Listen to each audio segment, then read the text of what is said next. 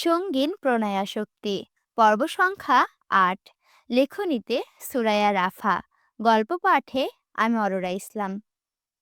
Alcohol আর ব্যথানাশকের সংমিশ্রণে তৈরি মলমটা হাঁটুর থেতলে যাওয়া ক্ষতস্থানে লাগাতেই চোখ মুখ খিচে মৃদু আর্তনাদ করে উঠে অনু। ব্যথা শিথিলের উদ্দেশ্যে ওরু মলম লাগাতে লাগাতে ঠোঁট উঁচিয়ে সেইখানটায় আলতো করে ফু দিচ্ছে বারবার। হয়েছে ওরু, এইটুকুনি ব্যথাতে আর মলম লাগাতে হবে না। ওরু মুখের আদলে সিরিয়াস ভঙ্গিমা নিয়ে বলে, এইটুকুনি ব্যথা?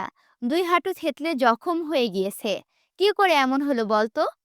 অরুর প্রশ্নে অনু নিজেও খানিকটা ভাবনায় ডুবে যায়।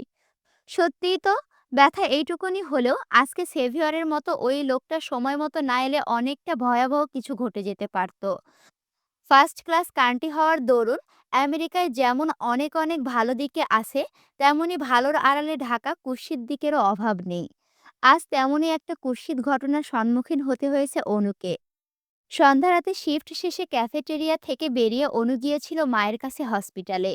মা আইসিইউতে ভর্তি। খুব একটা পাশে থাকতে হয় না, নার্সরাই তার খেয়াল রাখে সর্বক্ষণ। তাই তো পার্ট টাইম জবের অফারটা পেয়ে লুফে নিয়েছিল অনু। কে জানতো সেই জবে কাল হয়ে এভাবে সামনে দাঁড়াবে ওর। ক্যালিফোর্নিয়া আর সান ফ্রান্সিসকোর মাঝামাঝি এই স্টেটে পাবলিক ট্রান্সপোর্টে নেই বললেই চলে। এইখানে পার্সোনাল গাড়িবিহীন চলাফেরা বড়ই দুরূহ ব্যাপার। ক্যাফেটেরিয়া থেকে হসপিটাল অবধি ছোটমোটো একটা বাস স্টপ থাকলেও কৃতিকের নিরবিচ্ছিন্ন জনমানবহীন বাড়ি অবধি হেঁটে যেতে হয় অনুকে। যদিও প্রতিদিন সকালে কোম্পানির বরাদ্দকৃত গাড়িতেই হাসপাতালে যায় অনু, কিন্তু বিকেলে পার্ট টাইমের কারণে আর গাড়ি ড্রাইভারকে অযথা ঝামেলা দেয় না ও। বাস ধরে আর বাকিটা পথ হেঁটে নিজেই বাড়িতে ফিরে যায়। আজও লাস্ট বাস ধরে কেবলই ক্যাফেটেরিয়ার সামনে স্টপসে নেমেছিল অনু। তখন সন্ধ্যা রাত মাত্র। তবুও পুরো রাস্তা জুড়ে শুনশান নিস্তব্ধতা বিরাজমান। অদূরে কোনো এক হাইওয়ে থেকে আসা সাই সাই করে কাবার্ড ভ্যানের শব্দ ছাড়া টুকরো পাতা ঝরে পড়ার টুপটাপ আওয়াজটা পর্যন্ত অনুপস্থিত। চারিদিকে কেমন গা ছমছমে পরিবেশ। অনু যত দ্রুত সম্ভব পা চালাচ্ছিল বাড়ির পথে। ঠিক তখনই সামনে এসে দাঁড়ায় সেই দিন ক্যাফেতে ঝামেলা করা গুন্ডা মতো সেই লোকটা।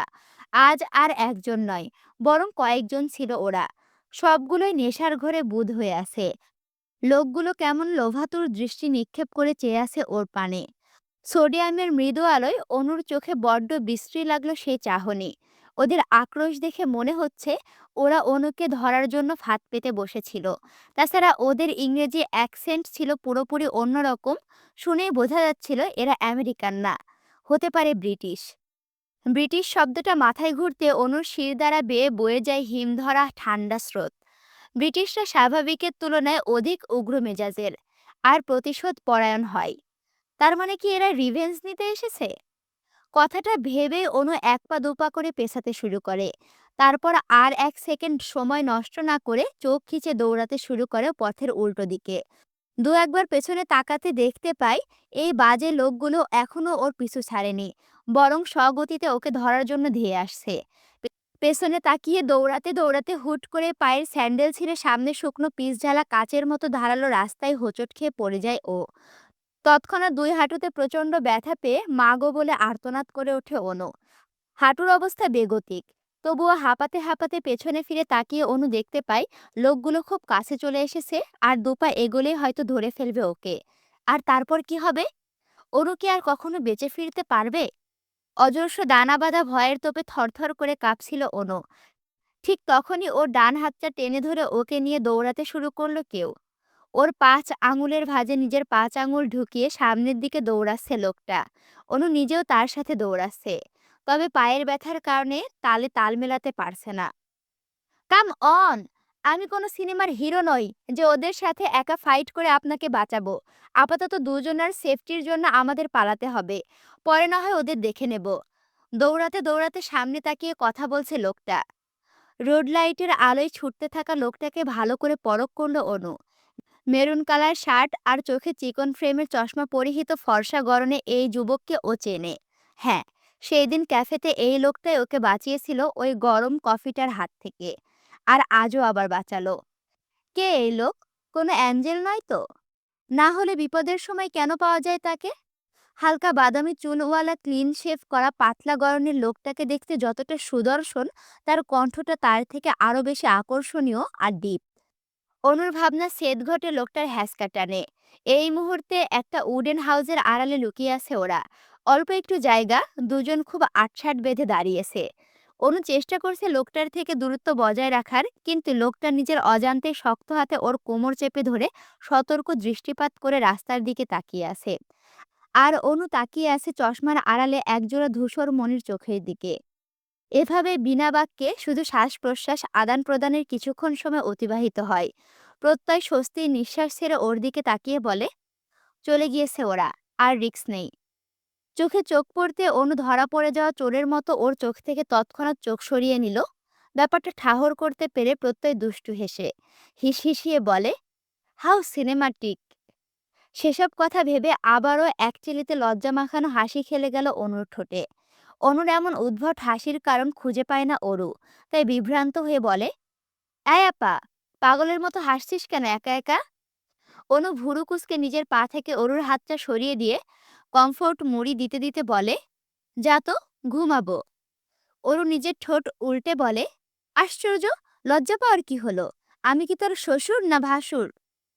দেখতে দেখতে কখন যে কৃতিকের এই ছোট্ট ডুপ্লেক্সের বাড়িটায় একটা মাস কাটিয়ে দিল, টেরই পায়নি ওরও। সময় যে কেন এত তাড়াতাড়ি চলে যায় কে জানে। ডাক্তার বলেছে আজমেরি শেখের ওপেন হার্ট সার্জারির প্রয়োজন। তবে এত বড় সার্জারির জন্য আজমেরি হক প্রস্তুত নন। দীর্ঘদিন সুচিকিৎসার অভাবে তার শরীরে বিভিন্ন জটিল সমস্যা দেখা দিয়েছে। সেইগুলোর ট্রিটমেন্ট চলাকালীন ওপেন হার্ট সার্জারি সম্ভব নয়। অন্যান্য শারীরিক সমস্যার উন্নতি হলে তবে বড় সার্জারি করানো হবে। তাই এই পুরো প্রসেসটা ১ বছর বা তারও বেশি সময় লেগে যেতে পারে। অনু আর ওরও কিছুই করার নেই। মাকে সুস্থ করতে হলে ধৈর্য ধরতে হবে। কারণ দুনিয়াতে মা ছাড়া ওদের সত্যিকারের আপন বলতে কেউ নেই। এর মাঝে অনু কৃতিককে অনুরোধ করেছে অরুকে যাতে একটা ছোটখাটো ভার্সিটিতে অ্যাডমিশন করিয়ে দেয়। কারণ বছরের পর বছর তো আর পড়াশোনা বন্ধ করে রাখা সম্ভব নয়। অনু না হয় নিজের শখ আহ্লাদ বিসর্জন দিয়ে, তাই বলে কি অরুকে দিতে হবে? ওরও ভেবেছিল কৃতিক এক বাক্যে না করে দেবে, কিন্তু তেমন কিছু হয়নি। উল্টো কৃতিক আগ বাড়িয়ে জিজ্ঞেস করেছিল ওরুর কোনো চয়েস আছে কিনা। গত ১ মাসে সব মিলিয়ে বড় জোর হলে ১০ দিন মতো ওরু আর কৃতিকের দেখা হয়েছে। কৃতিক বেশিরভাগ সময় বাড়ির বাইরে থাকে। কখন আসে কখন যায় সেটা জানে না অরুরা।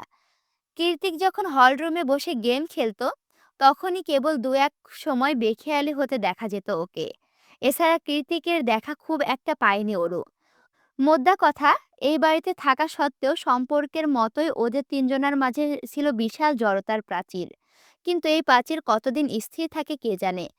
কৃতিকের মতো বেপরোয়া আর একরোখা স্বভাবের মানুষের জন্য এই প্রাচীর ভেঙে ফেলা খুব কঠিন কিছু নয় বৈকি। ক্যালিফোর্নিয়ার এদিকে মাঘের আর পৌষের শীত বলতে কিছু নেই। হাতে গোনা ২-৩টে মাস ছাড়া বাকি সময়টাই শীতকাল এখানে। তার মধ্যে কখনো কখনো শীতকালকে সর্বে হটিয়ে বর্ষাকাল নেমে আসে ধরণী জুড়ে।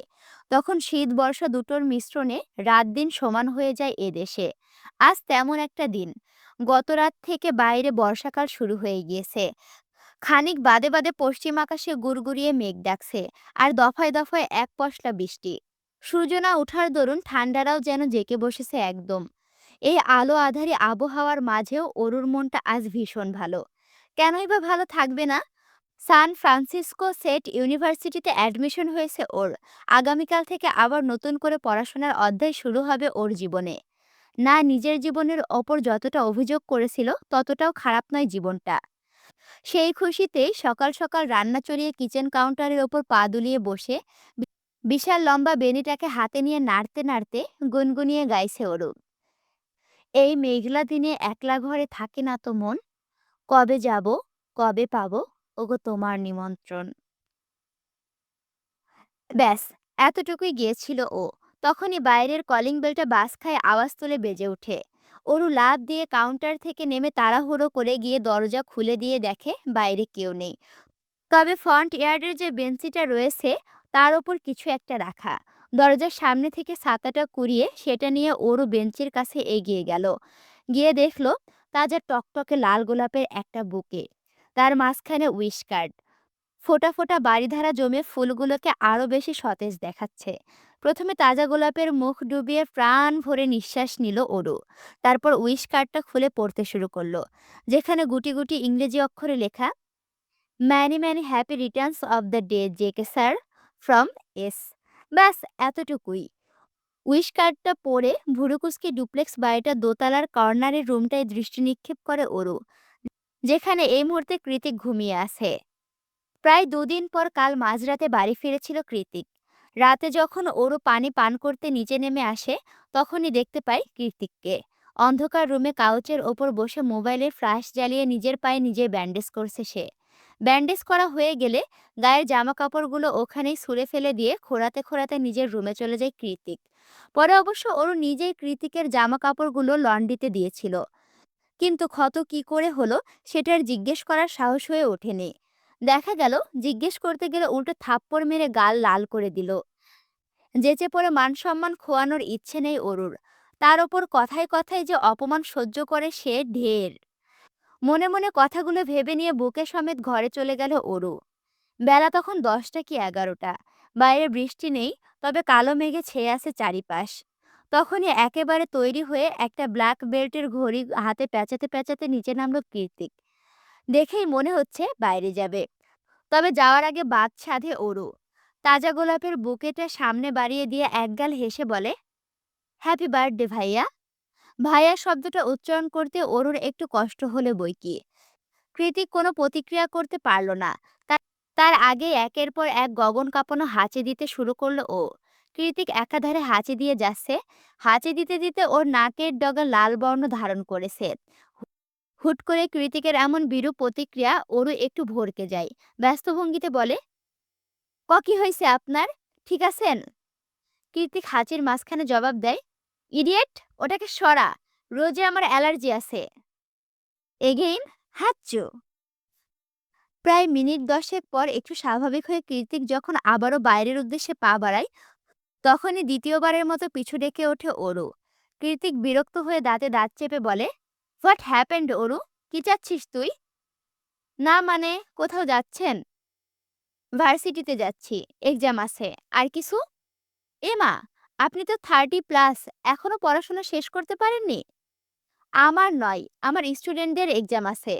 অ্যান্ড তুই কি ঘুরিয়ে পেঁচিয়ে আমাকে বয়সের খোঁটা দিলি? ওরু সচকিত হয়ে এদিক ওদিক মাথা নাড়ালো।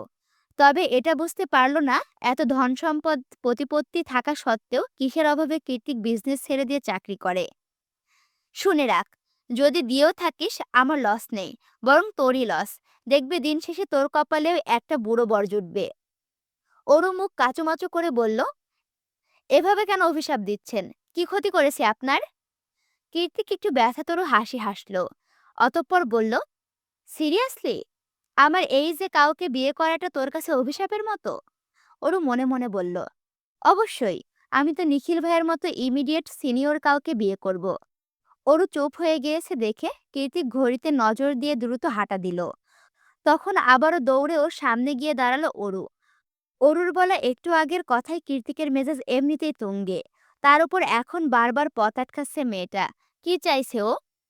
রাগের তোপে দাঁত কটমট করতে করতে কৃতিক বলে, কি চাই? যাবি আমার সাথে? পকেটে করে নিয়ে যাব? উঠবি পকেটে? আয় তাহলে। অরু এদিক ওদিক মাথা নাড়ায়। মাথা গরম হয়ে আছে অরু, রাস্তা ছাড়, নয়তো তোর এই নরম গালে কষিয়ে একটা থাপ্পড় দেব আমি, যেটা আমি দিতে চাচ্ছি না। অরু শুকনো ঢোক গিলে একটা প্যাকেট এগিয়ে দিল কৃতিকের মুখের দিকে। কৃতিক ভুরু কুঞ্চিত করে বলল, কি এটা? অরু ভয়ে ভয়ে মাথা নিচু করে জবাব দেয়, পায়েস। আজ আপনার জন্মদিন তাই। জানেন, আপা বলে আমার হাতে ডেজার্ট নাকি অমৃত। সম্পর্ক যেমনই হোক না কেন, আপনি তো আমার ভাইয়েরই মতো, তাই না? অরুর বলা শেষ কথাটা তীরের ফলার মতো মস্তিষ্কে গিয়ে আঘাত করলো কৃতিকের। ও চুপচাপ প্যাকেটটা হাতে নিল। অতঃপর 2 কদম এগিয়ে গিয়ে প্যাকেটটা ময়লার বিনে ফেলে দিয়ে চোয়াল শক্ত করে অরুর দিকে আগুন ঝরা দৃষ্টি নিক্ষেপ করে বলল, shame on your fucking sympathy. তারপর হুড়মুড় করে বেরিয়ে গেল গেট ছাড়িয়ে। অরু এখনো একই জায়গায় শটান দাঁড়িয়ে। না চাইতেও এভাবে বারবার অপমানিত হতে হয় কৃতিকের কাছে। কই, অনুর সাথে তো এমন আচরণ করে না, শুধু ওর সাথেই কেন? তার উপর কিসের এত রাগ কৃতিকের? ভেবে পায় না ওরও। তাছাড়া ও তো কখনো সিম্প্যাথি দেখানোর জন্য ডেজার্টটা বানায়নি, বরং অনেকটা ভালোবাসা আর আন্তরিকতা থেকেই তো বানিয়েছিল। যেখানে ওর নিজেরই কিনা করুণা অপছন্দ, সেখানে কিনা কাউকে করুণা করবে, তাও আবার জায়ান্ট কৃতিককে, যার করুণায় বেঁচে আছে ওরা। হাস্যকর। তাহলে কৃতিক আদতে কোন করুণার কথা বোঝালো? হোয়াট ডিড হি মিন?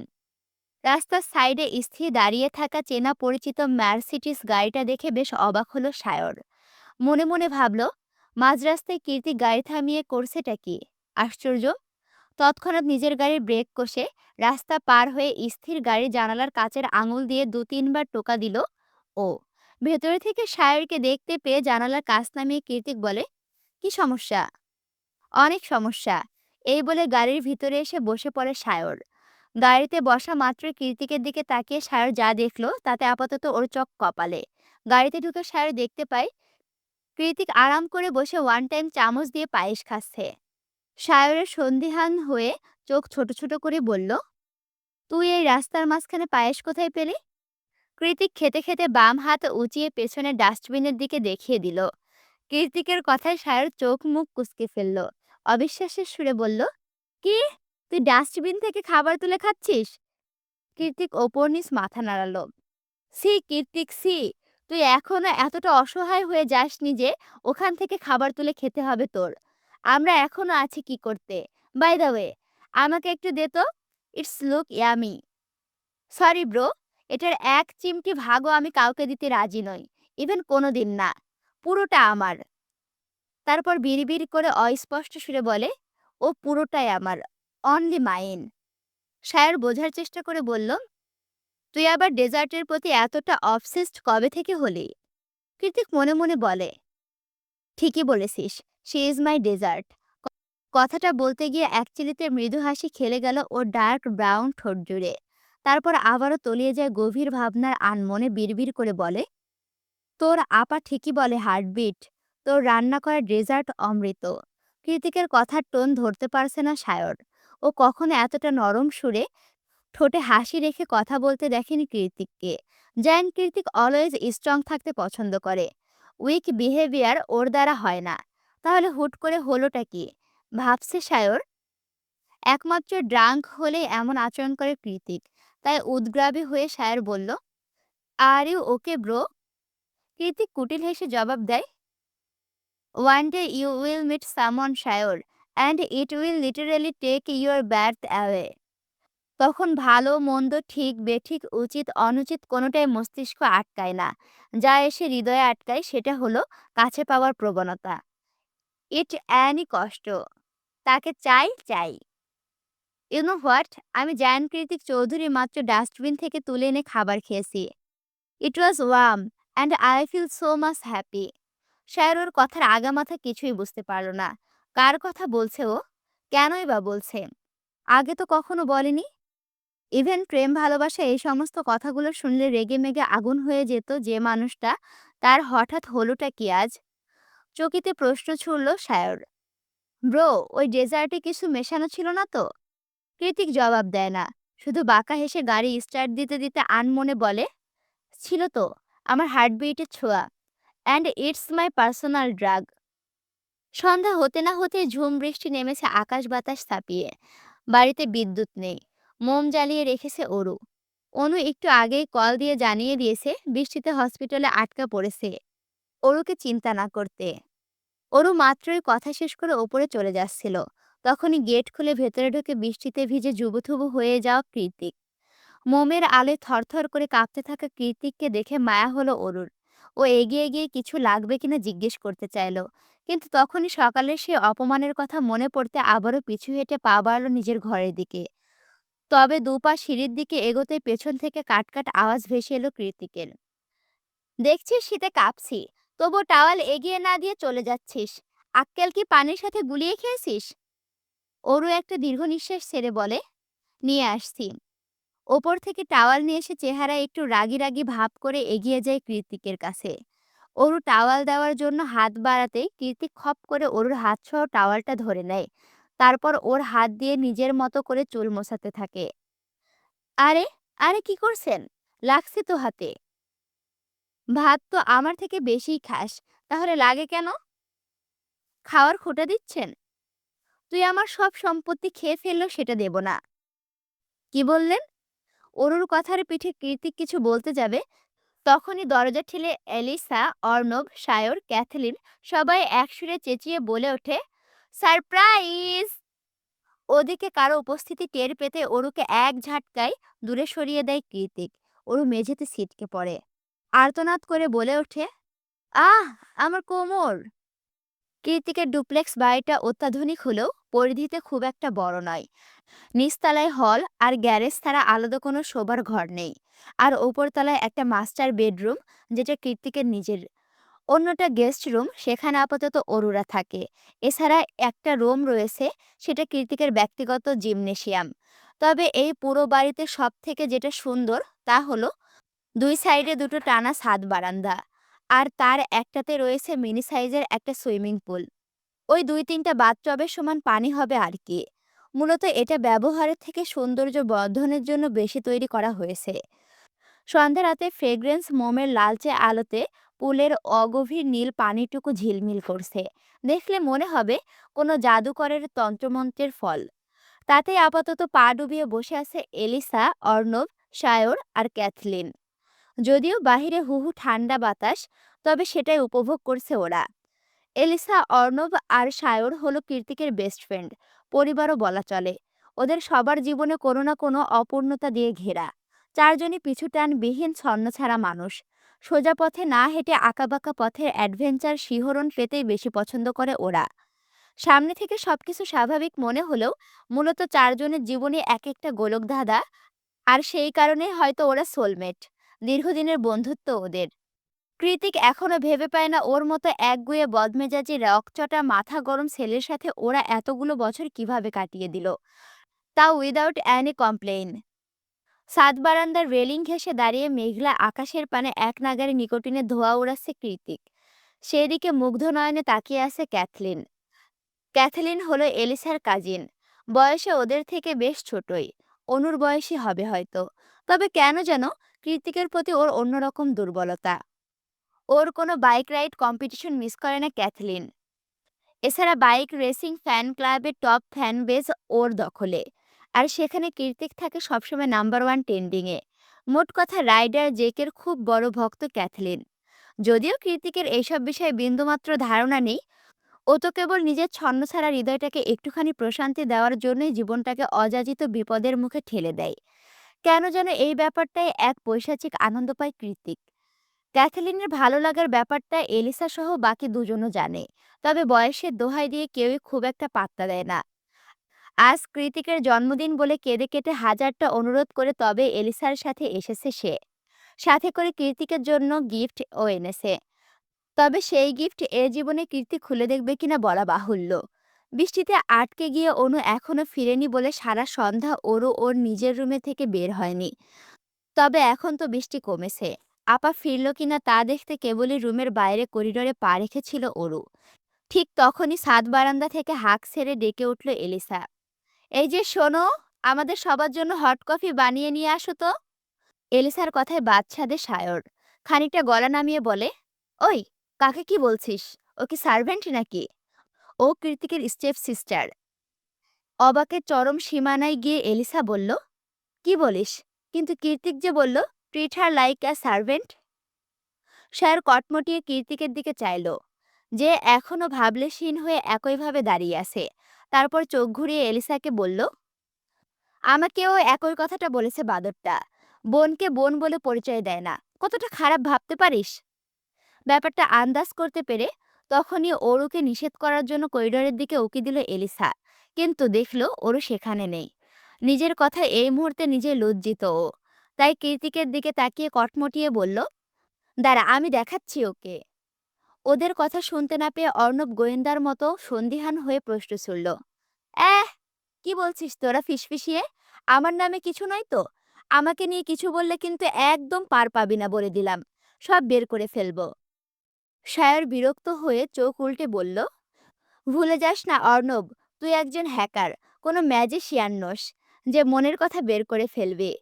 ওদের কথার বহরে কীর্তিকও এবার ঘুরে দাঁড়ালো। তৎক্ষণাৎ কথা শুনল এলিসা, যে কে? ওরু তোর বোন হয়, আগে বলিসনি তো? কৃতিকের সোজাসাপটা জবাব, বোন হয় না তাই বলিনি। তাছাড়া ও কেন আমার বোন হতে যাবে? আমার বোন হওয়ার কি যোগ্যতা আছে ওর? এলিসা পাল্টা প্রশ্ন করবে তার আগেই ট্রেতে করে সবার জন্য গরম গরম কফি নিয়ে হাজির হয় অরু। অরুর অবশ্য কফি চাওয়াতে তেমন একটা এগোতে লাগেনি। কফিই তো চেয়েছে। তাছাড়া বাড়ি বয়ে আসা সবাই তো মেহমান। এতটুকু নিঃসংকোচে করাই যায়। কিন্তু অরুকে একজনের মোটেই ভালো লাগেনি। আর সেটা হলো ক্যাথলিন। মানে ও এই ব্যাপারটা নিতে পারছে না। যেখানেও হাজার চেষ্টা করে তবে কৃতিককে একটু চোখে দেখা দেখতে পাই, সেখানে এই ব্রাউন স্কিন লম্বা চুল আলা মেয়েটা কিনা কৃতিকের বাড়িতে ২৪ ঘন্টা থাকে, দিনরাত কৃতিকের মুখোমুখি হয়, ওর সাথে কথা বলে, হাসাহাসি করে। ব্যাপারটা ভাবতেই ক্যাথরিনের কেমন গা জ্বলে উঠল। কোনো এক অজানা কারণে হুট করে মেয়েটার প্রতি রাগ উগরে আসছে ওর।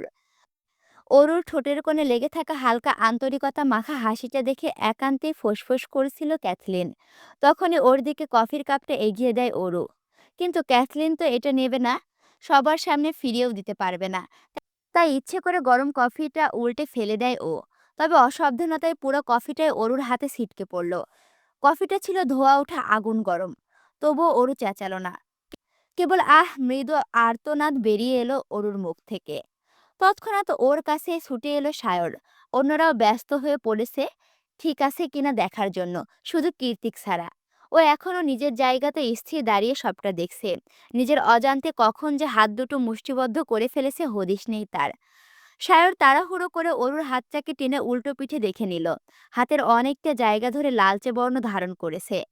অরুর চোখ মুখ এখনো খিচে বন্ধ করে বসে আছে। মুখে কোনো রা নেই, কেবল চোখ দিয়ে টুপটুপ করে ঝরে পড়ছে ব্যথাতুর নোনা জল। Are you okay baby? উদ্গ্রাবী হয়ে প্রশ্ন করল সায়র। ওরও জবাব দিল না, বসে রইল একইভাবে। ওর হাত জ্বালা করছে ভেবে পুলের শীতল পানিতে হাতটা ডুবিয়ে দিল সায়র। কয়েক মুহূর্ত পরে পিটপিট করে চোখ খুলল ওরও। ঠান্ডা পেয়ে সত্যিই বেশ আরাম লাগছে এখন। ওদিকে এলিসা ক্যাথরিনের দিকে চেয়ে চোখ পাকাতেই ক্যাথরিন এসে ক্ষমা চাইল অরুর নিকট। I am sorry Aru, I didn't mean it. ওরও যে রাগ নেই তেমন না। ও দেখেছে ক্যাথলিন ইচ্ছা করে কফিটা ফেলেছে। মেয়েটার কর্মকাণ্ডে রাগও লাগছে খুব। তবুও সবার সামনে মনুষ্যত্ব আর চক্ষু লজ্জার খাতিরে বলল, ইটস ওকে।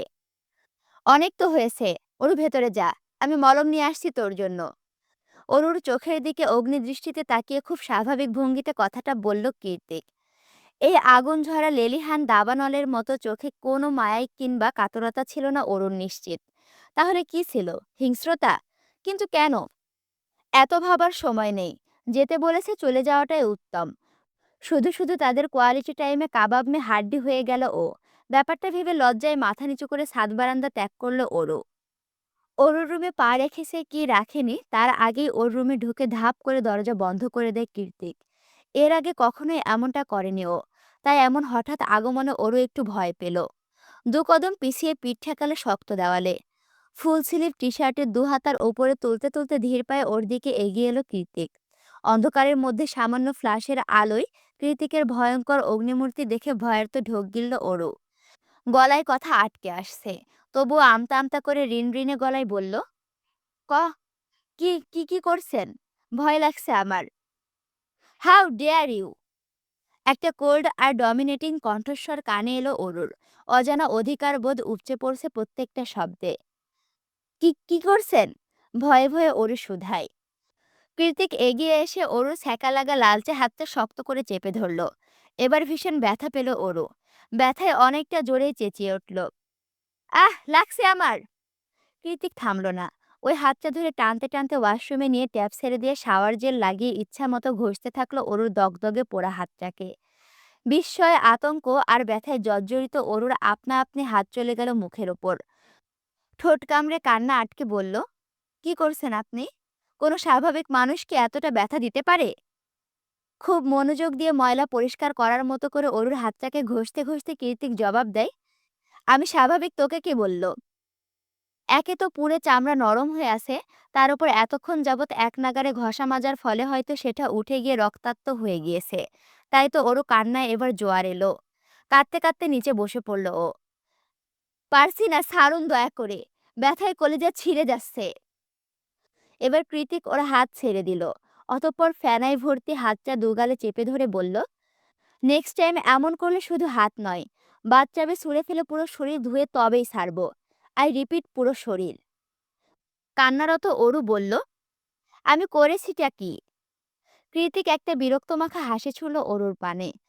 তারপর দাঁতে দাঁত চেপে হিসিয়ে বলল, in future don't dare to touch anyone else.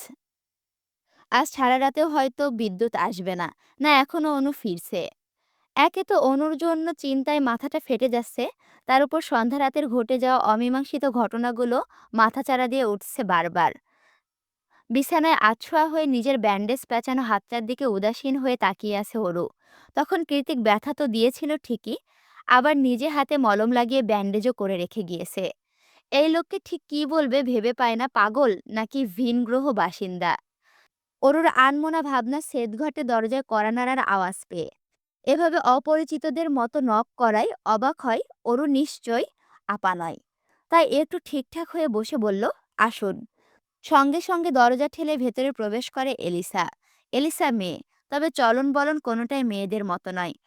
ওর পরনে সেটে আছে কালো স্কিন প্যান্ট আর ক্রপ টপ, তার উপরে শীতের ওভারকোট।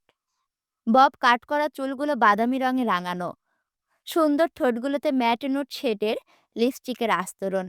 এক ঝলক দেখলে মনে হবে মাত্রই টিভি থেকে বেরিয়ে এসেছে সে। এলিসার কৃত্রিম সৌন্দর্যের কাছে ওর অপার্থিব সৌন্দর্যকে নিছক সাদামাটা আর ফিকে লাগছে।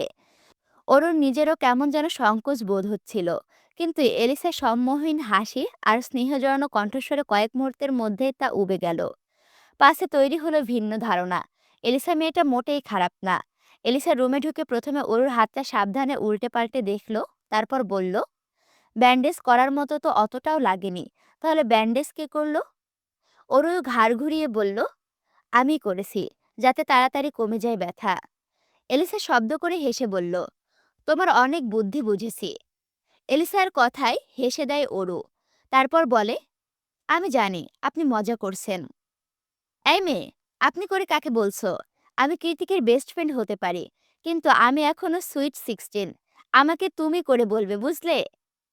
ঠিক আছে আপু, বলবো, কিন্তু বেস্ট ফ্রেন্ড বানানোর জন্য আর মানুষ পেলে না?